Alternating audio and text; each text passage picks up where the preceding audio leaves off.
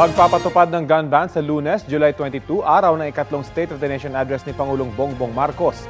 Epektibo po yan sa buong bansa mula 12:01 ng madaling araw hanggang 11:59 ng gabi ayon sa PNP. Nasa 22,000 tauhan daw ang idideploy ng pulisya para sa SONA. Magbibigay rin daw sila ng maximum tolerance sa mga magpoprotesta pero sana raw ay huwag silang maging abala sa publiko. Samantala, ayon sa Presidential Communications Office, mismong si Pangulong Marcos ang nag-i-edit ng kanyang talumpati. May rehearsal din daw siya sa Batasang Pambansa sa Linggo.